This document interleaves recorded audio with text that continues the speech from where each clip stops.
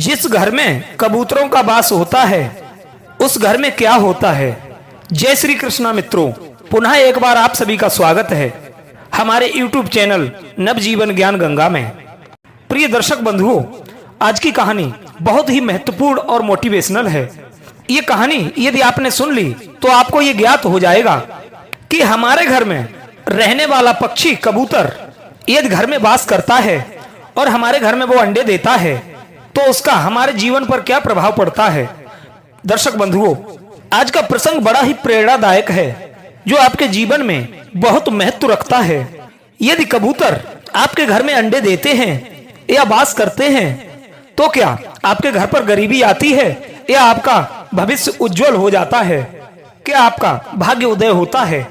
इस कहानी के माध्यम से आप समझेंगे। दर्शक बंधुओं, जो भाई बंधु हमारे चैनल पर नए मेहमान दर्शक बनकर के आए हैं उनसे हमारा निवेदन है चैनल को सब्सक्राइब अवश्य कर लें, क्योंकि आपका एक सब्सक्राइब हमारे लिए बहुत महत्व रखता है। और वीडियो को अंत तक अवश्य देखें। जो लोग वीडियो को आधा अधूरा छोड़ करके चले जाते हैं उन्हें संपूर्ण जानकारी प्राप्त नहीं हो पाती है। मित्रों, आइए बने रहिए वीडियो की समाप्ति तक हमारे साथ। दर्शक बंधुओं, प्राचीन काल की बात है। एक नगर में एक रोहन नाम का लड़का रहता था।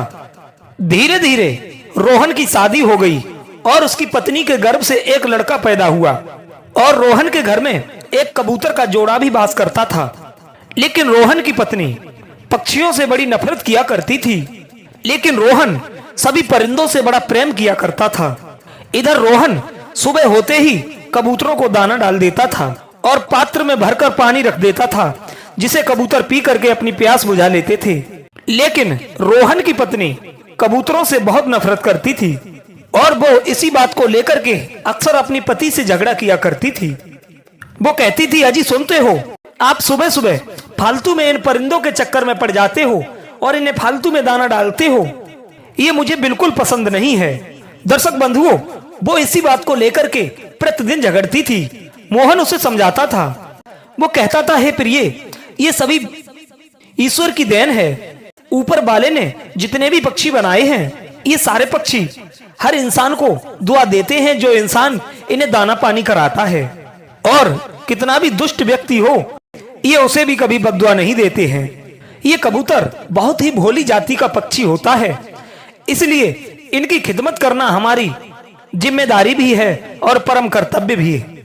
इनकी देख रेख करना प्रत्येक मनुष्य का परम कर्तव्य है। इन्हें दाना पानी भी खिलाना पिलाना प्रत्येक मनुष्य का कर्तव्य है।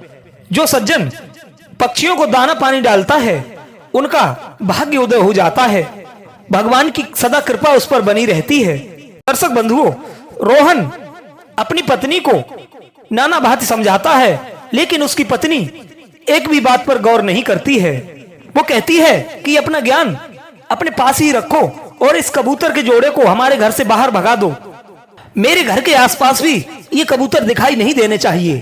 प्रिय दर्शक बंधुओं, रोहन की पत्नी उन कबूतरों से बहुत नफरत करती थी और अपने बच्चे से बहुत स्नेह करती थी, बहुत प्रेम करती थी।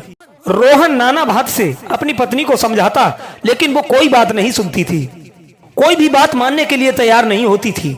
दर्शक बंधुओं, एक दिन रोहन किसी काम को लेकर शहर के लिए चला जाता है।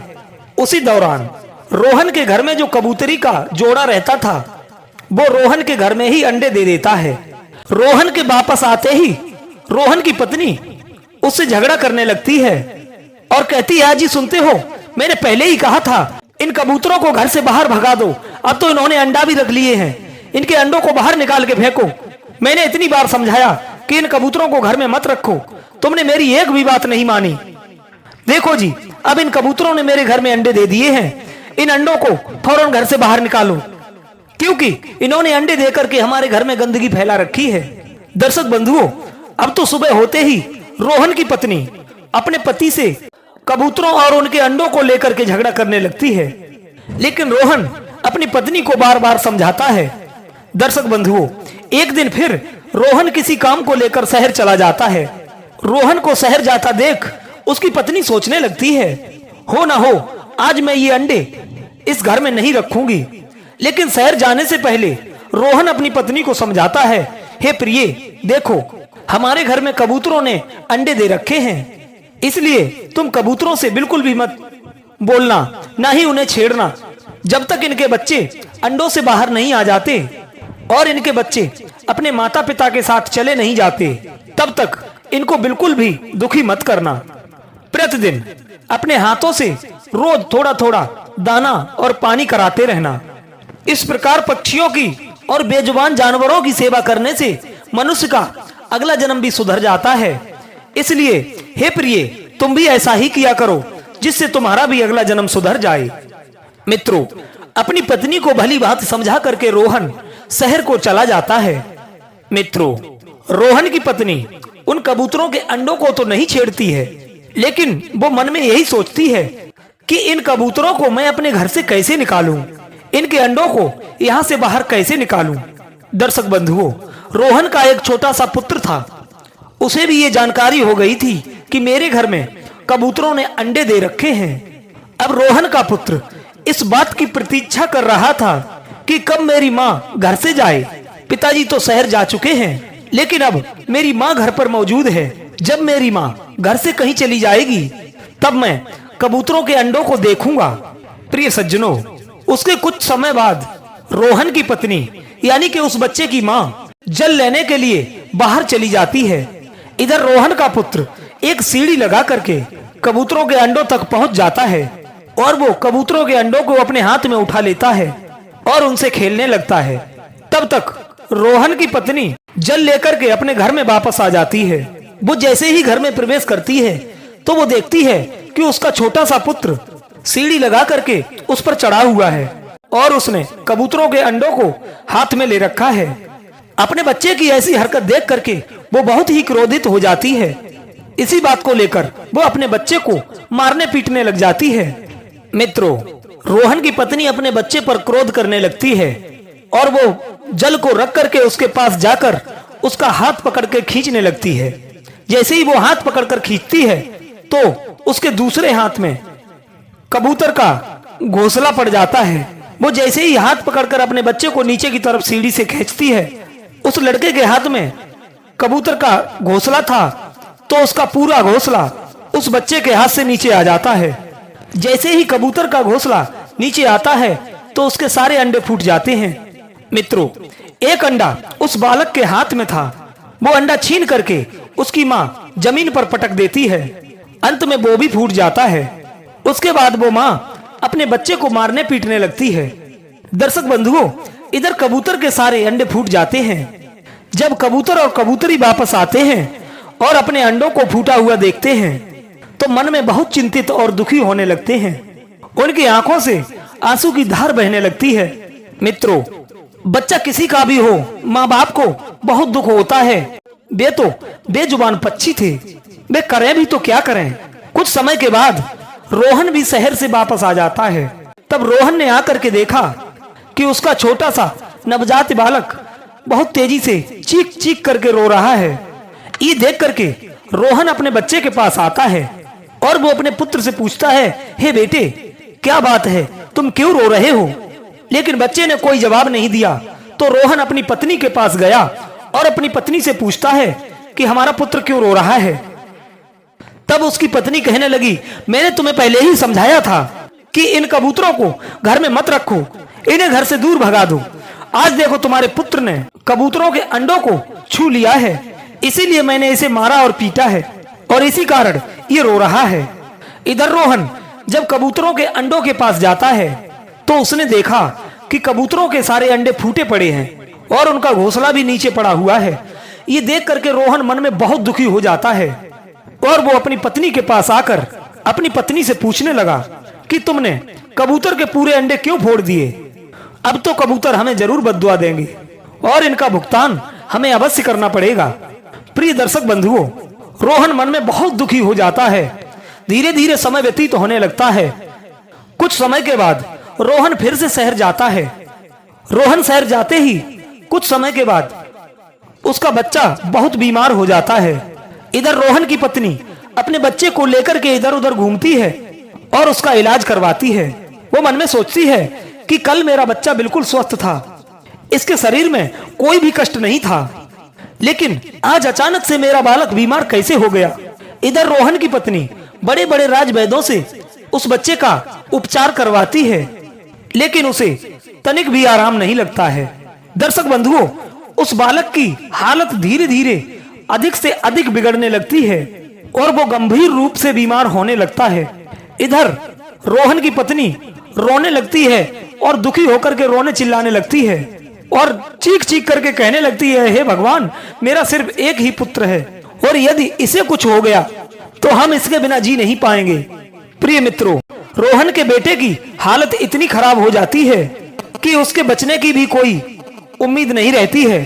तब रोहन की पत्नी भगवान के मंदिर में जाकर के भगवान से दुआ करती है, कहती है, हे प्रभु, मेरा एक ही पुत्र है, मेरे बेटे को बचा लीजिए, मेरे बेटे की रक्षा कीजिए। उसी दौरान रोहन भी शहर से वापस लौटकर आ जाता है। इधर रोहन आकर के अपने बच्चे की हालत को देखता है तो मन में बहुत दुखी हो जाता है। तो वो अपनी पत्नी से कहता है कि मैंने तुमसे पहले ही कहा था कि कभी भी किसी परिंदे की बद्दुआ मत लो, कभी भी किसी भी बेजुबान जानवर या जीव जंतु की बद्दुआ ना लो। ये सब उसी का परिणाम है जो हमको भुगतना पड़ रहा है। तुमने कबूतर के सारे अंडों को फोड़ डाला है, ये उसी का दुष्परिणाम है। उन अंडों में भी तो उनके छोटे छोटे बच्चे थे, उनको तुमने संसार में आने से पहले ही मार दिया है। तुमने बहुत बड़ा जघन्य अपराध किया है और उसी अपराध के कारण ये संकट हमारे ऊपर आया है। मित्रों, इधर रोहन की पत्नी भगवान से रात दिन दुआ करती है, भगवान की आगे सर पटक पटक करके रोती है और भगवान से अपने बच्चे के ठीक होने की भीख मांगती है, लेकिन उसकी आवाज भगवान के करीब पहुंच ही नहीं पा रही है, क्योंकि उसने अपने जीवन में बहुत सारे पाप किए थे। उनमें से सबसे बड़ा पाप तो यही था कि उसने कबूतर के बच्चे इस दुनिया में आने से पहले ही उनकी हत्या कर दी थी।